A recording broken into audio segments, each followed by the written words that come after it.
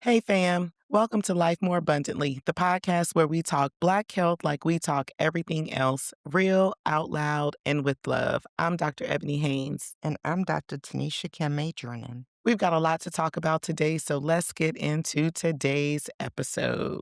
Let's go.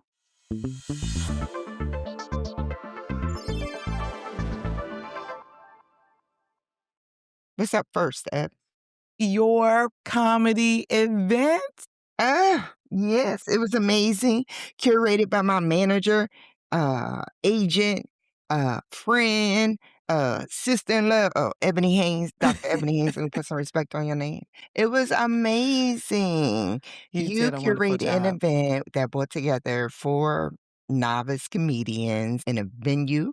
Shout out Sweet Potato Cafe in Yes. Stone Mountain, who had never done an event like this Mm-hmm. before, and literally standing room only, like extra standing Literally. room only. Like people was hanging out in the door and on the front porch, just trying to get a glimpse of what we was doing. Great food, great atmosphere, and Absolutely. my second time doing stand-up comedy, y'all, but it felt like this another niche I should be doing. Yeah, you So were definitely a natural up there, so kudos to you. Yeah, it was a great event, so I'm looking forward to the next one. So you all make sure that you're following Tanisha. Her handles on IG and Facebook are at Diva T Comedy, so check her out. thank you so much for that plug, sis. I appreciate you. Absolutely. I mean, if you weren't any good, I wouldn't say anything, Well, so that part. But part of living life more abundantly is laughing. So y'all know we laugh on this show. we So laugh a lot, for sometimes we got to sure. make lemonade out of all of these lemons, Mhm. or at least lemon shots. Oh, I'm sorry. I probably shouldn't say that. Girl,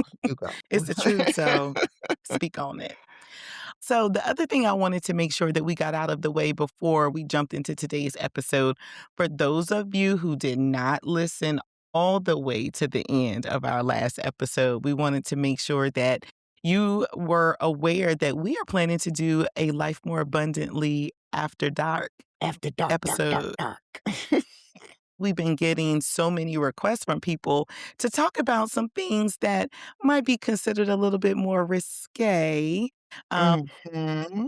you all were letting us know that this is a episode that you all are really interested in. So we need you to subscribe. So as soon as we achieve 100 subscribers, it doesn't matter what platform you listen to us on, but make sure that you're subscribing because that's going to help us calculate when we get to 100 subscribers. Right. And let me just point out the things that happen after dark, or sometimes when the sun is rising.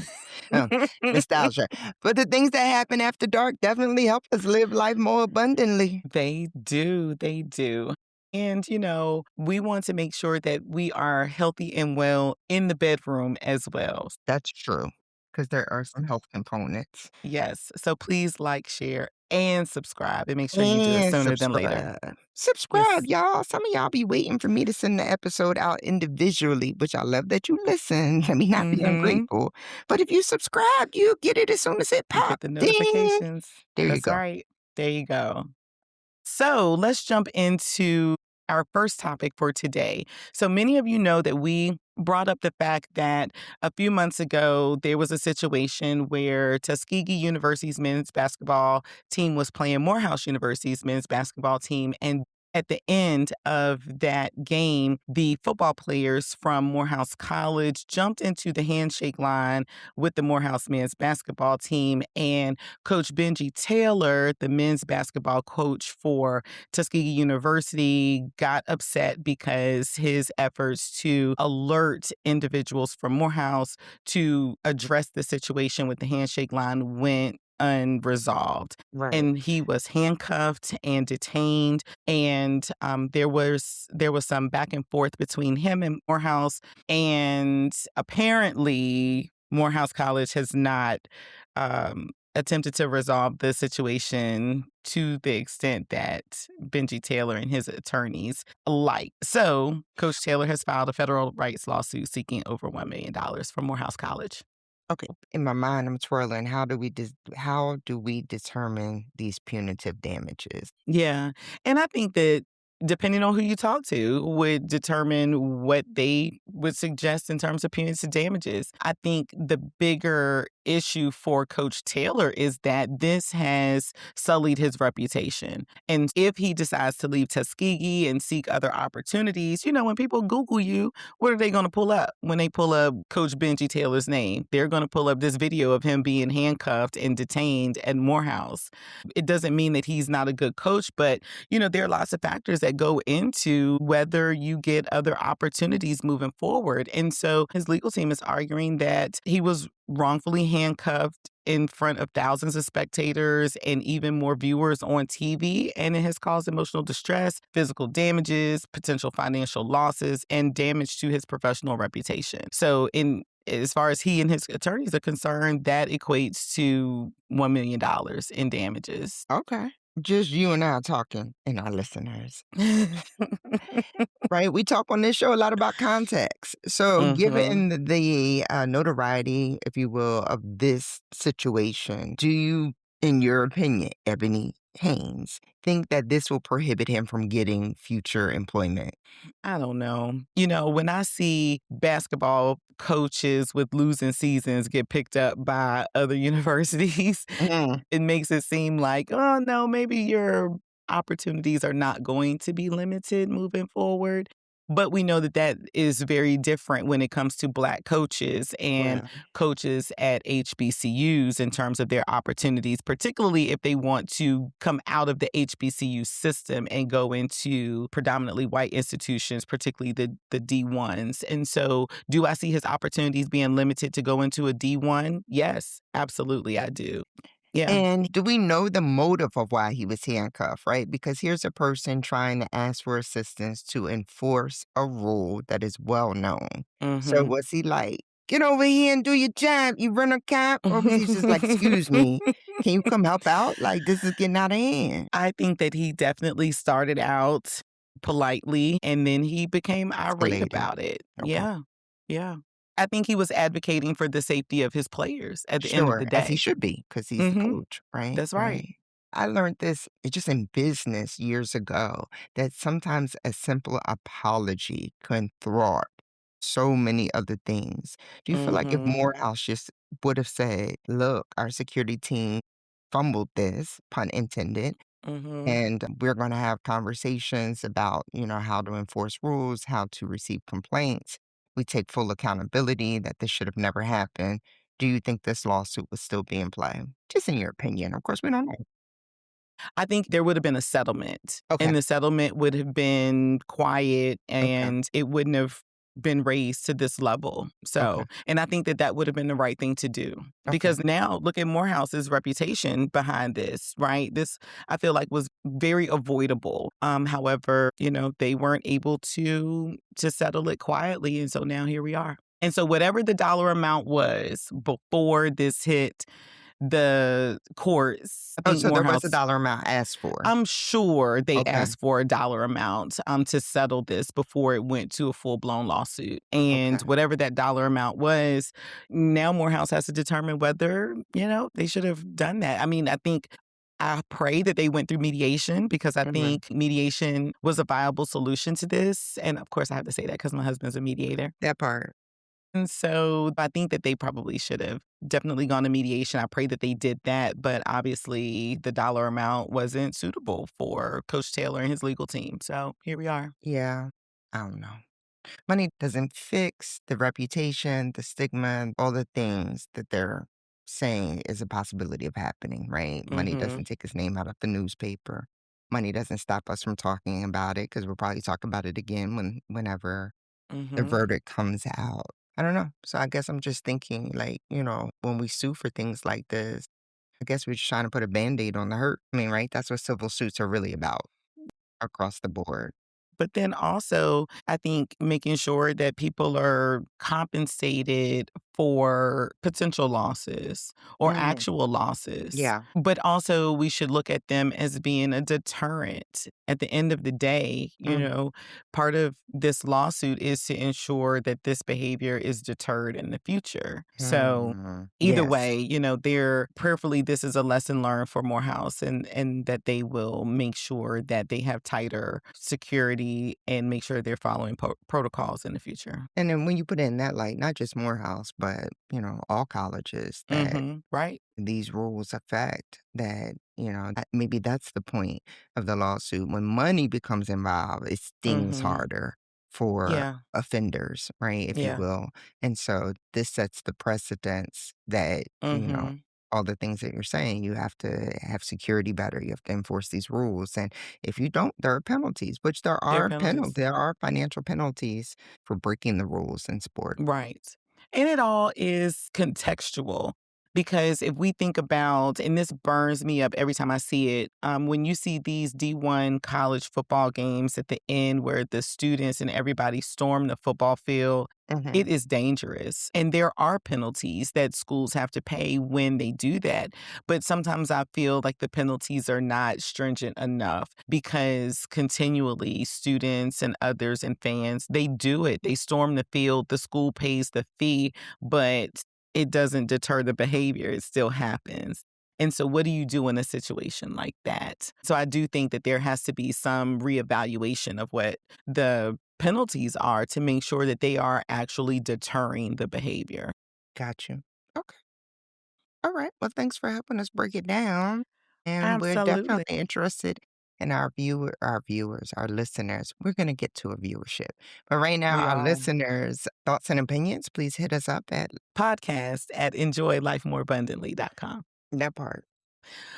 All right. So, next up, this story really troubles me. Uh-oh. So let's talk about it for a few minutes.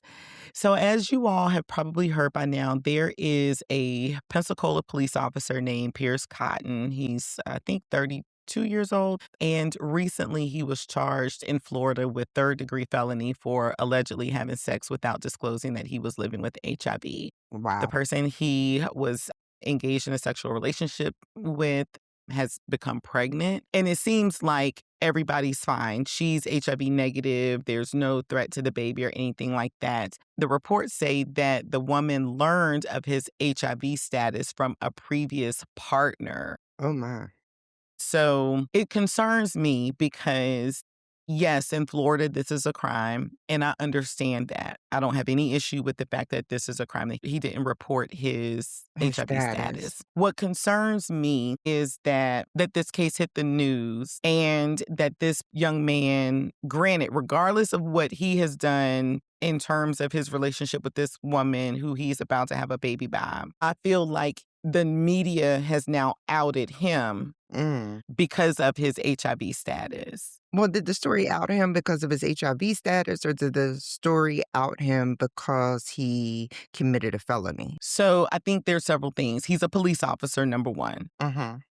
And this is a felony in Florida, Uh-huh. number two. He's a black man. I think that's number three. But I Mm. think the story, because the story is about HIV and the fact that he's a police officer, I think that the media was like, oh, this is a great story to run with because, we like negative stories, Mhm. things that are going to get lots of clicks and eyeballs. I feel like the media has outed him for the fact that he's HIV positive. And yeah, this is a personal situation, but it has become very much public. So, and I see the look on your face. You're struggling.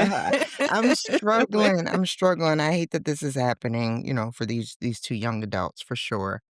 So I want to make sure, that our listeners know that I'm very empathetic to all the things that you're saying.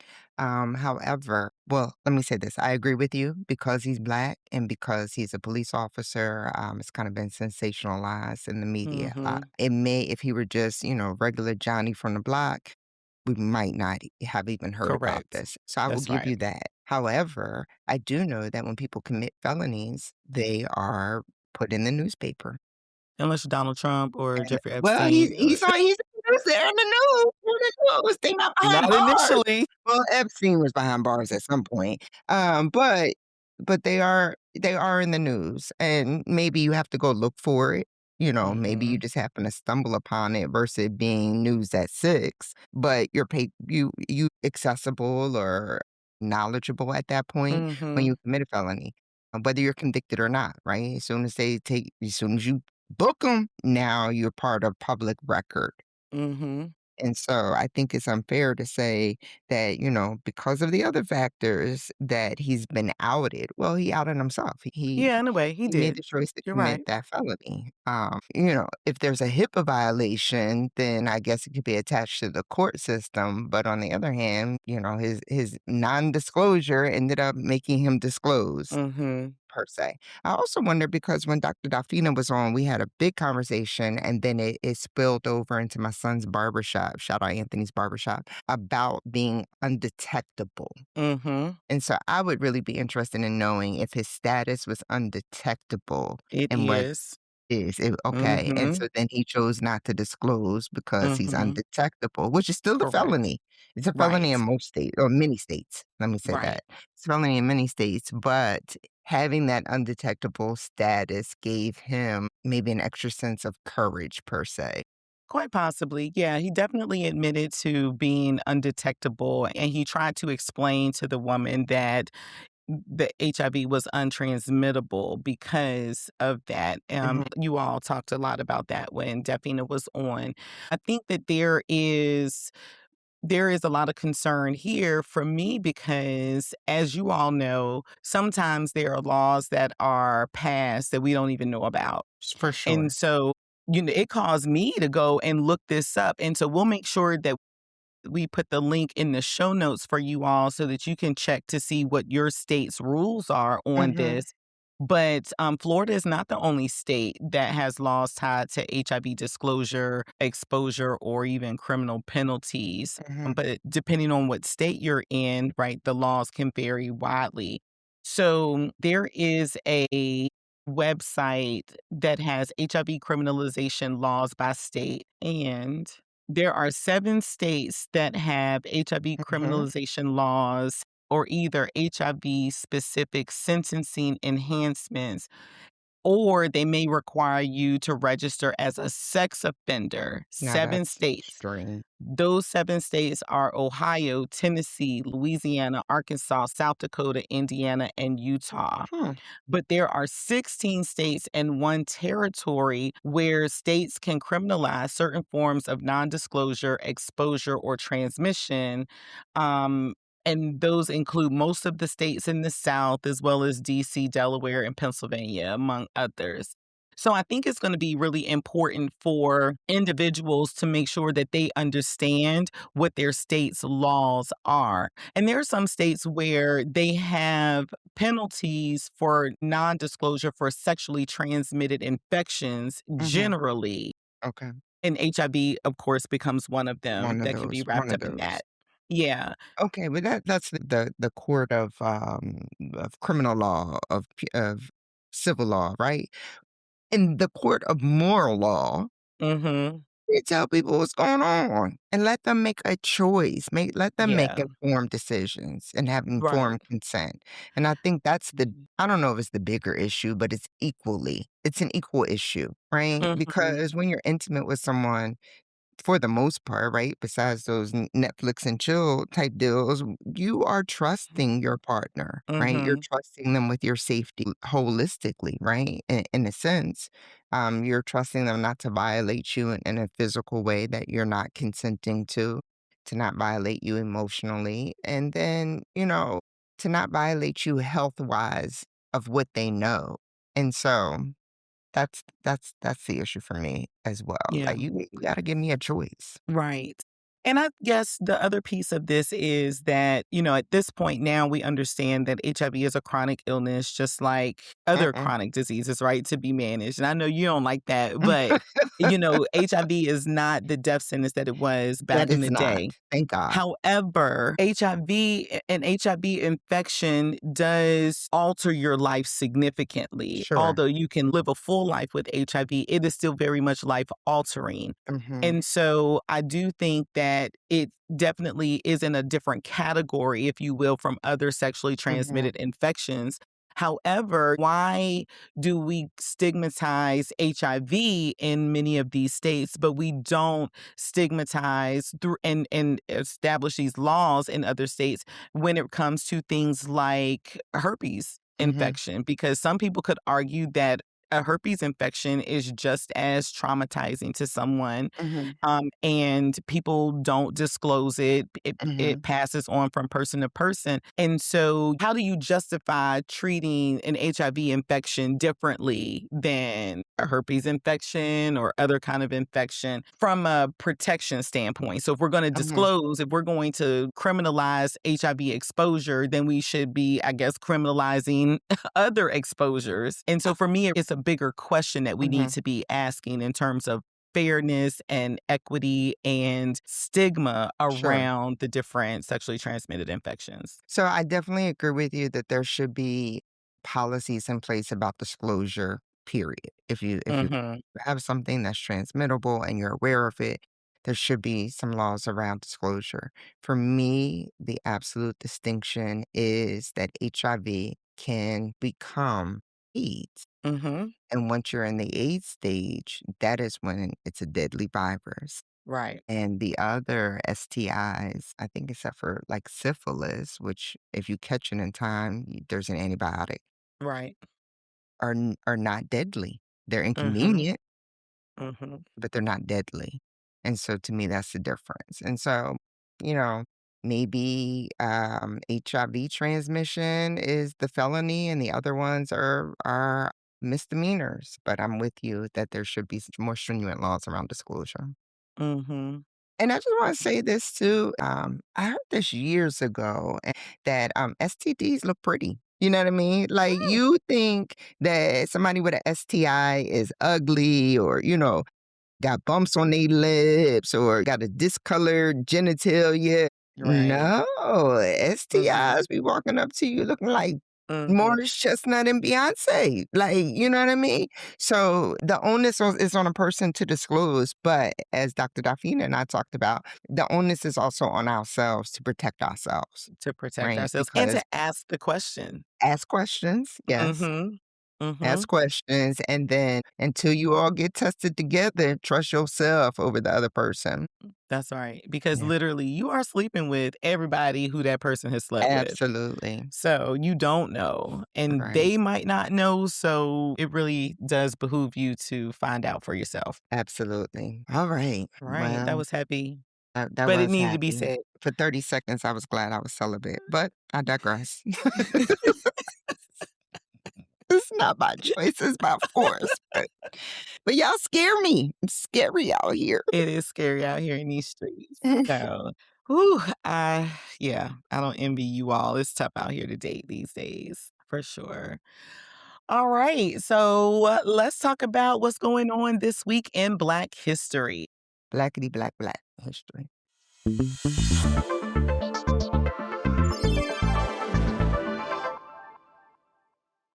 On April 4th, Dr. Martin Luther King Jr., a Baptist minister, civil rights leader, and one of the most influential voices in the fight for racial justice and nonviolent social change in the United States, was assassinated. You all might Hmm. remember he was assassinated in Memphis, Tennessee at the Lorraine Motel while supporting striking sanitation workers. So If you've never been to the Lorraine, Motel, that should be a trip you take with your family. I Like, agree. it is just such a moving sensation to be Hmm. there in that place. You can still feel, That heaviness. the heaviness of that encounter, it's as if the spirit has not rested yet. And, when we talk about even the civil rights era, again, it's the heaviness, I think, still hovers there because we have not overcome. We have not Good point. overcome. And so you had this movement that has kind of faded away with these pioneers as they're leaving here. We know Reverend Dr. Jesse Jackson just Hmm. died, a little while ago. And we need to reflect on the fact that the work is not finished. It is not. The work started, the work had momentum, and we just have to find ways to pick it up and carry it forward. We cannot just become complacent in where we are now. We have to keep And I moving. think the other piece of this is, as we were reflecting on the Target fast ending and Dr. Jamal Harrison Bryant's work and his involvement with that last week, I think that also is a reminder that during Dr. Martin Luther King Jr.'s time, not everybody agreed with him. Not Mhm, everybody mhm, agreed that he should mhm. be out here marching and Right, right. involved in this civil rights work. Some people thought he just needed to stay at that church and work in the church and preach Exactly, sermons on exactly. He wasn't Sunday. elected to be the mouthpiece for Black Mm, people. He just took it up. exactly. He just took it up, and there were tons of people there who were supporting him and Mhm. helping him with that. And there were other voices as well, like Dr. MLK's voice probably was amplified during that time, but there were other voices in the movement as Sure, well, and people sure. doing things in other parts of the country and Women that kind of voices. thing, Mhm. right? And so as we think about this current movement, and I think, we do harp on the fact sometimes that, Dr. Jamal Bryant has kind of been vocal and out there at and how maybe he's pulled some of the media attention away from the individuals who actually started the movement. The reality is that none of these movements then or today rest on one person's shoulders. It Absolutely. takes all of us being active and picking up Yes. those issues that we care a Yes. whole lot about Yes. and moving it forward. Right. And Using our platforms, right? We all don't right. have the same We all don't platform. have the same, and we don't have the same circles of Yes. influence, right? But Yes. we all have something Right. that we should be contributing to the conversation. And so even if, fair pay or safe work environments or humane conditions aren't your thing, there's so many other things that are impacting the Absolutely. Black community today that you can still connect to and put your voice and your efforts behind. And just because it's not your thing doesn't mean you can't help. Like, I'm Right. pretty 99.999% confident Jamal Bryant is not in Target. But he still Mhm. utilized his voice and his platform to push that agenda forward, right? Mhm. I don't recall hearing critique when he was like, let's do this fast, let's stand Mhm. on Target's neck, da da da Mhm. da da, right? Mhm. It was only when he didn't get the consensus to end the fast and end the boycott that there was critique. Mhm. I mean, nasty critique. Like, who Right. does he think he is? But at the end of the day, he did push that forward mightily, and he kept using the platform to double down on it. And so I think, in the same likeness, don't crucify me for bring him up in the likes of Martin Luther King. But Martin Luther King again was not voted to Mhm. to be the mouthpiece. He just took up the mantle and ran with it, as Mhm. most, prophetic, influential Black people do, you know what I mean? They're Mhm. not necessarily asked to do it, or maybe they're asked to get involved, but not asked to be out in the limelight, right? Right. Martin Luther King Jr. being in the limelight cost him his His life. life, and he knew it. And he And knew he knew it. it was coming, He right? He knew felt it. it in his spirit, and despite all of the trouble that it cost his family, Mhm. all He of doubled the down. sleepless Yeah, nights that it cost his wife, right? He recognized that this was something that was bigger than himself. absolutely. And it needed to be done in order to advance the cause of Black people. Yeah. And so often, I think that I know it because I work with teenagers, and, it just pains me that they don't know their history. Mhm. They don't see how important it is for them to be engaged in these social movements, and most of the social movements that have made any type of difference always started with young people. Surely. Right? Always young people, and a lot of times, we want to, be, ultra critical of young people having their own opinion and voices and Mhm, thought process, but you're absolutely right. It's been the voice of the up and coming that have moved, um, the momentum forward, mhm. have pushed the issues forward. I also think interesting that we're talking about this because he was in Memphis rallying about sanitation workers' rights. And I think a lot of times we forget the influence, importance, and power of the union. That's right. Oh, yes. Corporations still don't want you to be Mhm, unionized because they know that mhm. there's power in numbers and in That's right. organizing. And even when we look at this TSA situation, right? In this context, TSA workers are not being paid. So, a lot of Mhm, them are not showing up to work. So it's a strike, if you will. Um, mhm. not by choice, but by force. Mhm. But even in government sectors, imagine if they had a union and everybody was like, "There will be no TSA workers until y'all pay us." Right. I'm interested in knowing the thought process of those who do show up, who continue to show up at work, bless their souls. But, that this work is important, and I think we should revisit it. Yeah. The TSA employees used to be unionized, it Mm. appears. So it looks like March 2025, the Department of Homeland Security announced that it would terminate collective bargaining agreements Oh, for TSA employees, uh, which effectively removed their union wow. representation. So that is probably why we have seen Mm, this, kind of haphazard stance of some employees to mm, call off of work as opposed to it being a complete shutdown of TSA, because the union has determined that nobody's going to work until this issue is resolved. And so, yeah, I think that that is definitely worth exploring. But I am a huge proponent of unions same, even today. There same. are some federal employees who are unionized, but I do feel like even in industries like Amazon, and I know Amazon has been notorious here recently in trying to prevent Mhm. unions from starting.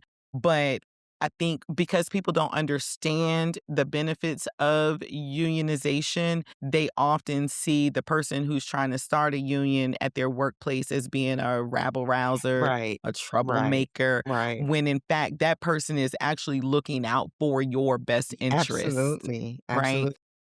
It's not singular, right. Exactly. So it definitely behooves us to educate ourselves on the benefits of unionization and then work if you feel like your workplace would benefit from a union, then work to make sure that a union is started. Yeah, Wow. I didn't expect us to go there today, but I think it's a really important conversation because oftentimes you'll find Black people today saying, I don't want any parts of that. But what people often don't realize is that because their fathers, grandfathers were mhm, unionized, that is what allowed them to become middle class, yes, to be able to own homes, to be able to, really take care of their families and send their kids off to school and those kinds of things. So the union has really benefited Black folks yes, over the years. yes.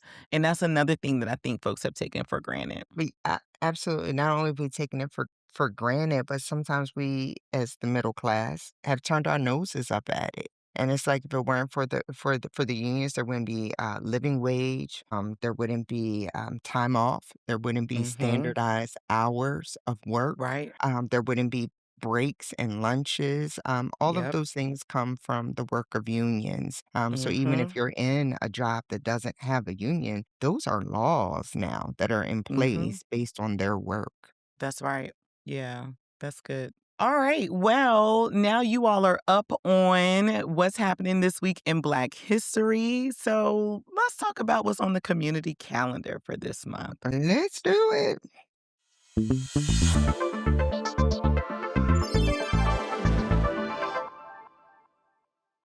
This month is Autism Acceptance Month. And, we couldn't let this month end without us talking about autism in Couldn't. more depth. So, autism or autism spectrum disorder is a developmental disability, one of the developmental disabilities that we talked about a couple weeks ago, that Mhm. affects how a person communicates, interacts, learns, and experiences the world. Right. It's called spectrum disorder because autism shows up in many different ways with a wide range of strengths, needs, and support levels. Mhm. About 1 in 36 children in the US have been identified with autism spectrum disorder based on CDC surveillance data. Yeah, and it's an emotional and sensory disorder. It affects things like sensory processing, emotional regulation, communication. My son is on the spectrum, and we like to call him pre-verbal instead of Mhm. nonverbal. And even educators have said that's not even fair because he can say some words. So he's not Mhm. fluid in auditory languages yet. And we're believers of God, and so we still believe that God has the final say. It affects their routines. They love to have a schedule where they can predict what's going to happen. A Mhm. lot of adults like that too, but for autistic people, it's very important to either see the schedule visually or be made aware of what changes are coming next that affect their Mhm. routine. Autistic people can carry high anxiety, again, because they like repetition and like to know what's happening when something throws them off or could throw them off of their routine. It makes them very anxious. They have very unique interests. Their interests can be repetitive. They can watch the Mhm. same commercial over and over and over again. um, they actually have executive functions in which, they call them now, they're trending towards, instead of saying special needs, they're calling, 'cause they're trying to introduce the label of exceptionality. And Okay. these, persons are exceptional in unique ways. We find them a lot in the technological field as Mhm. well as are very artistic. I like to tell a joke that my son is exceptional at changing my iPhone settings. But so technology is one of his exceptionalities. It affects motor Mhm. skills, information processing, and perception. And I really think that we need to understand information processing. It's not that information cannot be processed, it's that it's processed differently in Differently. individuals with autism. Mhm. And that it may take them a different amount of time to process information that we might feel is very simple, but, in my mind, I like to think of it as they're breaking it down, bit by bit. They're taking the Okay. elephant and taking one bite at a time. And they miss social cues. So sometimes you'll see an autistic person has a difficult time making eye contact or Mhm. not being aware that they're making noise or their stimming is actually Mhm. bothering someone else, the octave Okay. level that they're talking. So those type of social cues when someone is getting upset, they may or may not even understand what's happening, where they may internalize those emotions, right? I believe Mhm. we use the language in church about or in world context about being empaths. I Mhm. believe that some of the most empathic people are autistic because, Mhm. whatever's going on with you, that energy translates to them, and then they're unable to identify what those emotions are, and it stimulates them in a different way. Got you. Okay. It's a spectrum. It means no two individuals are the same. They have similarities, but they're not the same. My son makes eye contact. A lot of people don't. Some autistic people can't deal with lights. That don't bother my Mhm. child, but there are other things that do. And so we need to be aware. We also need to be aware that autism so far cannot be cured. It's a different way of experiencing the world. Mhm. For our listening base and demographic, cannot reiterate enough, this is not a demonic attachment. It is Mm. not a curse. Right. There is Mhm. no exorcism that can occur. Mhm. But yes, we believe in the power of prayer for symptom management, but we don't believe that somehow our children are doomed into the abyss. Mhm. And if you have that opinion, please pray that the Lord would change your heart on that. And if you know someone who has that opinion, please try and educate them. Um, Mhm. and this is the church should be the place where they are most accepted. And a lot of times they are least accepted. That's a good point. Our children are diagnosed much later than other cultures because of the misconception of being labeled, of being ostracized, all the things, right? But early intervention is key. Mhm. And we say that across the board in any health crisis, right? Our platform, we say that early detection is key.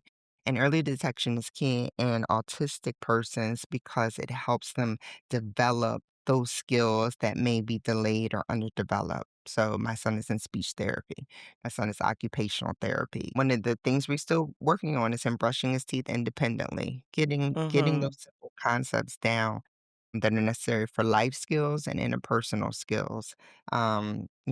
Applied behavioral, I think it's analysis therapy. It's called ABA therapy, helps with social skills as well as life Mhm. skills.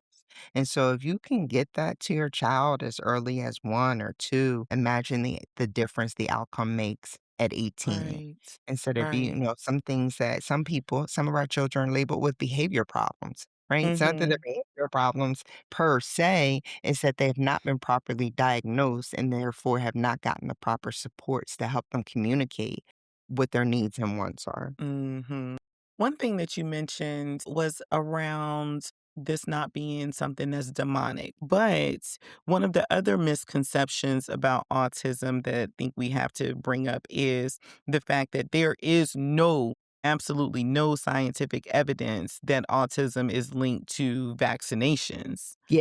Right? Yes, So thank you. RFK Jr. would Yes. have you believe that you shouldn't get your child vaccinated against measles, Mhm, mumps, rubella, mhm. whatever, because it could cause autism in your child. But there have been so many studies that have Yes. taken place that have shown that there is no link between vaccines and Or autism. Tylenol. Or child, that's right. I forgot about it. There's so much coming out Yes, of his mouth that they're doesn't make any sense. right, right. Right. Yeah. And the Tylenol, like you said, the vaccine and the Tylenol issue have been going on for quite some time. Mhm. And, the danger about putting things like this out there is that as a mother, you start thinking, what did I do wrong? Mhm. Yeah. In addition to having the difficulty of raising an autistic child, and difficulties when I say that it is different than raising a Mhm. neurotypical child, which has its own challenges, right? Mhm. Sometimes, we have to clarify amongst ourselves, our family, and friends that,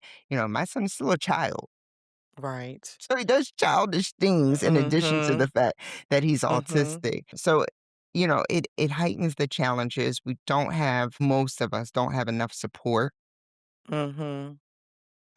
just in terms of even, you need support in the home, but you also need support in taking your kid to all of these different therapies and then still trying to Mhm. do recreational things because they're a child, going to school, Right. going to all the meetings. Because when your child is autistic, with an official diagnosis, they get an IEP to help them through school and they're in special education.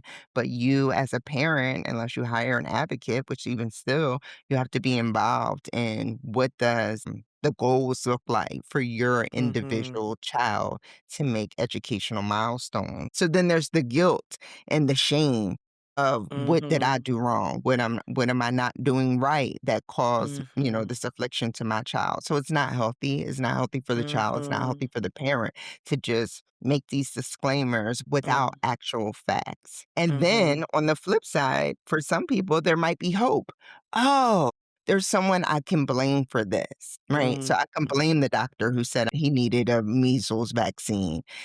I Right. can blame Tylenol because I couldn't take a narcotic, so I took Tylenol, and that still harmed my baby. You see what I'm saying? I never thought about it that way. You having someone to blame. But yeah, I can totally see people needing something or Mhm. someone to And blame for this. not understanding why this happened and why this happened to them. Of course, we also have the God component. Why did Mm. God allow this to happen to my child? And we have people who lose faith, and then we have people like myself that lean into the faith because the only way that I can get through some days is Mhm. by the grace of God. So we just want people to be aware. Storytelling and visibility helps reduce the stigma. Having your children part of community, as well as community accepting our children, is very Mhm. helpful. Of course, podcast is full of stories about ourselves, but I remember going to a very prominent church. I did not belong to that church, but I went to that church for some type of conference they were having, and someone noticed my son stimming. He wasn't even making noise. And they asked us to sit in the back of the church so that he would not be a Mm. distraction to others. Now, there's some people out there that might feel like that's valid, but, I don't go to church, sit in the back of the church. That's not my Right. preference. And my son is a church baby. I was preaching with him in the womb. Your baby Um, loves church. yeah, so he's not disruptive in church, anything like that. He may be doing his thing, but he's not distracting from the service or the order of Right. worship. And of course, I never went back to that church, but to be in a place where, Everyone is supposed to be accepted. right, that he can be accepted. God forbid, on the few occasions he has become disruptive, I take him out the sanctuary. Mhm. But, you don't want people to stay home because it's Right. unpredictable what's gonna lead to a meltdown, and meltdowns are not just children being spoiled, although there can be a component to that, but meltdowns are when children or persons cannot control their emotions. They don't know Mhm. how to process them, right? And Mhm. so they become very animated, jumping, screaming, sometimes hitting, stimming, a lot of times hitting themselves, right? Mhm. And we're back to empathy because sometimes we can't control our own emotions. We Right. hit, we yell, we curse, we Right. scream, right? And so then you have a person who doesn't know what to do with all of those emotions at the same time to control themselves. Then you may Mhm. see a meltdown. In our Mhm. community, we think we can beat it out of them, and we can't. We can't. Yeah. And our kids who are not on the spectrum have meltdowns too, right? Right. Yeah. It just looks differently than maybe someone on the spectrum. And so I think that we have to kind of get out of ourselves and our comfort zone and our bubbles to make sure that we are creating environments that are inviting for everyone. And I have literally heard a parent say, they don't go to church because they don't want to be Mm, embarrassed by someone calling them out or, tapping them and saying, "Hey, can you move or can you take your kid out right, of church?" right. Or just getting the sense that people are not welcoming because their kids is distracting. Yeah. And of all places that a family should be welcome, it should be the house of God. So, It should be the house of God. And if you don't, everybody, this is not their wheelhouse. And if you don't know what to do and you see something happening, you can ask, how can I help? How can I be of mhm, support? You know what I mean? Because church is supposed to be community. And a lot of mhm. times we can be in community and still feel like we're on an island. Yep. So that's a point I want to drive home as well. And we talked about early detection, but also like trusting your instincts as parents, as aunties, as grandparents. If something seems off, have it Mhm. investigated. I remember I had a coworker and their child was about the same age as my son, and he mentioned one day that his daughter reached for him to pick her up out the crib, and I was like, "Your child reaches for you?" Right? I'm an older parent. My niece and nephew grew up in a different state. My friends are older than me. I'm not around babies a lot. So this is a milestone I'm missing. He can walk. Mhm. She reaches for you. And I just kind of put that in the back of my mind that my son wasn't reaching for me. And we went to the pediatrician. The pediatrician asked me a couple questions and was like, I think he needs to be tested for the autism spectrum disorder. And I was like, I work in healthcare. I would know if he was autistic. He make eye contact. He do this, that, and the third. He's not autistic. Mhm. And when I was telling family and friends, even friends in the medical profession, like actual physicians, they're like, they're always trying to stigmatize Black boys. Don't let them label him. Don't Mhm. succumb to that. He's fine. And the more I prayed and thought about it, it's not even a blood test. It's a Mhm. neurological exam. It's not gonna hurt him Mhm. to have him tested. And I'll be honest with you, I had him tested at 2 different children's hospitals. The first one said he was, and I was like, "Oh, okay. We gonna go over here across the state line Right. and get a second of," I believe in second and third Mhm. opinion. Second opinion, did a little bit more research, and had to come to terms with the fact my child was on the autism spectrum disorder. But I tell that story to say there is no harm in getting evaluated. Right. Your insurance is gonna cover it, so Mhm. you're not gonna pay out of pocket for it. It's not gonna cost you anything but some time, Mhm. and it's not even gonna hurt the child. Yeah. And I promise you, nobody's gonna put them on the spectrum disorder list if they Just really are because. not. Yeah, if they don't have it. And I wonder if parents also then are scared to get the diagnosis because they can already imagine the grief that they're going to go through, Mm, right? Sometimes we recognize right. that our sense of Yeah, expectation is not going to be met, and there's a grief that happens when I'm things so don't glad you work brought out that the up. way that we want them Yeah, to work out, yeah, even with our kids, yeah, right? Things that we can't control, like absolutely. autism. I mean, we go through grief even when our kids who are not on the spectrum do stuff, Right, right? right. But there is, I think, a sense of a deeper grief that Sure. parents might feel knowing if they get a certain kind of diagnosis about their child Yes, that it's going to be overwhelming to them. So I think it's important for us to call things what they are so that sure. we can unpack them and deal with them. Absolutely. I mean, we talk about that all the time. And I'm so glad that you used the word grief. And I think that that's a component that we don't talk enough about. Mm, Grieving, all the things that you said, in addition to missed milestones. mhm. One of the things that I grieve with my son is being able to have a conversation with him. Mm. I mean, I talked Yeah. to him. I talked to him, Right. as I would Mhm. any other person, but his level of engaging with me Mhm. and the back and forth of conversation, Mhm. is missing. And so when I see other little kids and I'm talking to them, I almost forget that this is Mhm. quote unquote the normal way that things are supposed to Right. happen. A child's curiosity, Mhm. asking, "What you doing? Why does it work that Mhm. way?" I grieve that Mhm. portion. I always used to make the joke that I had my son later in life. I'm like, when he turned 18, he got to go. I want my life back. Mhm. He might not. Right. Now we know we live in a society right now where a lot of kids are coming home, but because of Mhm.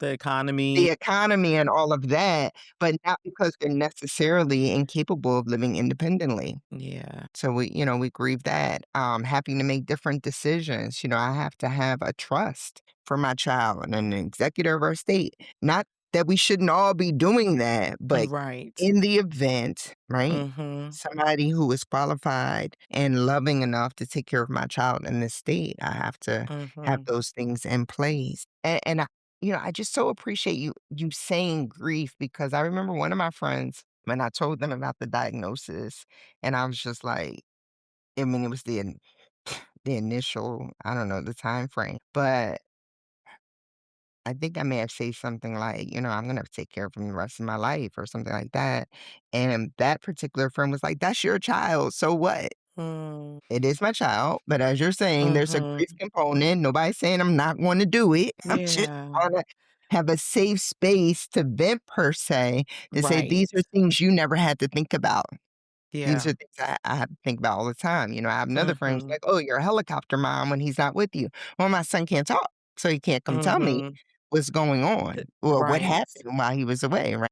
Right. Or potentially something negative that Negative or might have positive. happened. Mhm. He can't Yeah. tell me negative or positive what's going on. And so really, I think, understanding the grief component is paramount. I do remember, and the majority of my friends are Black. And these are the responses I got from the Black community. I had a white coworker slash friend at the time, and when I told her, she knowing my background of my life, she was like, "Damn, you just can't catch a break, just can you?" Mm. And I just remember being like, "Thank you." Mhm. She saw you. She saw me. Nobody is saying I'm not gonna do all the things that need to be done, but she Yeah. saw me in that moment, like, "Can I have my moment?" "Can I have my Mhm. grief in this moment? Mhm. And can you allow me to have grief periodically throughout life?"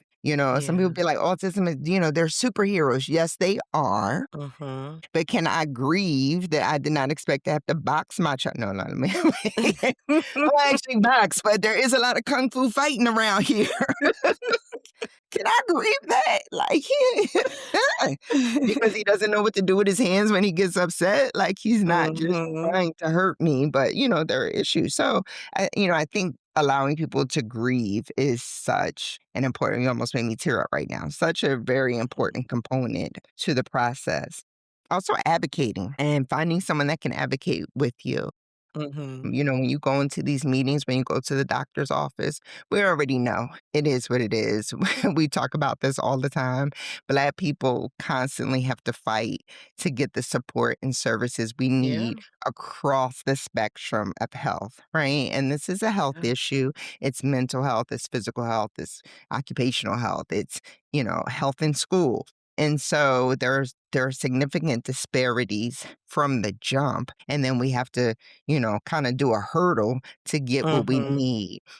Don't be Mhm. afraid to speak up. Me and my friend Militia, we go into these IEP meetings, they hate to see us coming. Look, You're armed and my friend dangerous. Ebony will always quote, "Per the bylaws," well, what does the directive education, what section of the education Gotta it just do make it. it makes sense, and it is exhausting. It is exhausting, and they Mhm. make it exhausting, I think, because they don't want to pay for everything's dollars and cents, right? They don't wanna pay Right. for the services that your child may need.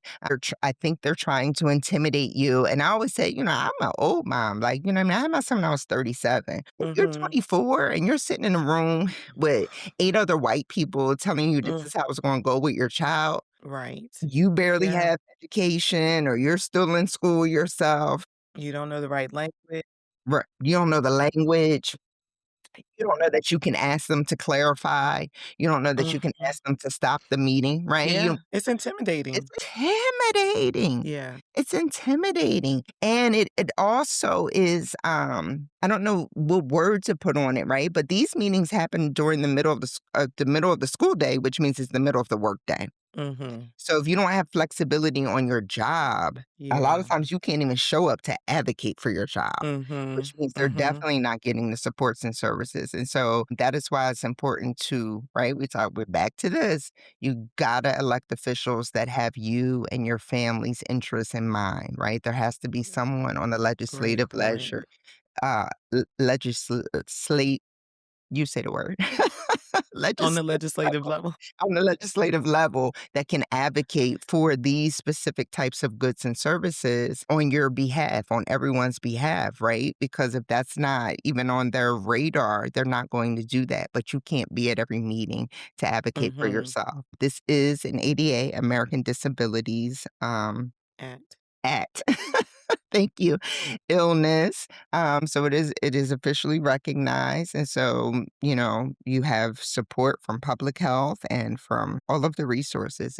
And there are places like Autism and Black is something that is up and rising that helps actually deal with the disparities in our communities and even how culturally we may handle some things differently.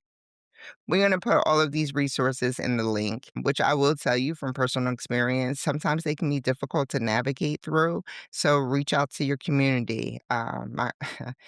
A group of my best friends were in town, and I was like, you need to write this email and you need to look this up, and somebody else needs to do this. It is important because it's overwhelming, but you can get Mhm. the support that you need if you ask for it. So you have to Mhm. ask and you have to be receptive to people helping you. And I have learned sometimes people don't help you in the way that you want them to help. And you gotta relax and realize help is help. Help is help. Take advantage of it whenever you can get it. I'm so thankful that you are willing to be transparent about your experience and really educate our listeners about autism. Because unless you have a child with autism or if you work in that space, more than likely you don't know anything about autism Right. other than, you might assume that when you see a child that might be behaving in a particular way, you might Mhm. assume that that person has autism. But beyond that, you may not know anything about autism or how to even be supportive of people in the community. So I'm glad that you're able to bring that information to our listening audience. Yes, and I'm grateful for your support and all the people who support us out there. And if you don't know, again, we're back to asking. And just to circle back around to like individual communities, like faith communities and things like that, like have someone trained. The church I belong to, like they Mhm, have a couple people trained in mhm, ASD or special needs to include other disorders that can help out. And so the church has to be a place of inclusivity, so have some people mhm, trained. When you're having your summer camps, reach out to some people. When you're planning your youth calendar, when you're interviewing your youth pastors, you don't have to know everything, but leadership at least mhm. should be trained, right? To be able Right. to see signs and symptoms and to be compassionate. Because I think that's another thing, right? Because leadership as a whole is not trained. Your ushers are not compassionate, the deacons, nurses, things like that. Even in the instance where I was saying we were asked to sit in the back of the church, we wondered if that pastor was even aware that such a thing was happening, Mm, right? And so mhm. sensitivity training is key as well. Yeah, excellent points. Thank you. Thank you. So let's transition to our herbal tea.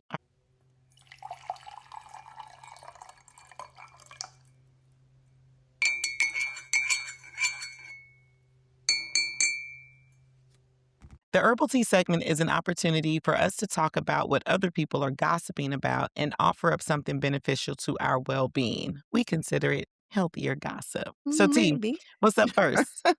We're gonna talk about rapper Lotto. Lotto is trending right now, not for her ability to put great lyrics down in a rap song, but Mm because she has released her latest album that really delves into her being pregnant by a married man.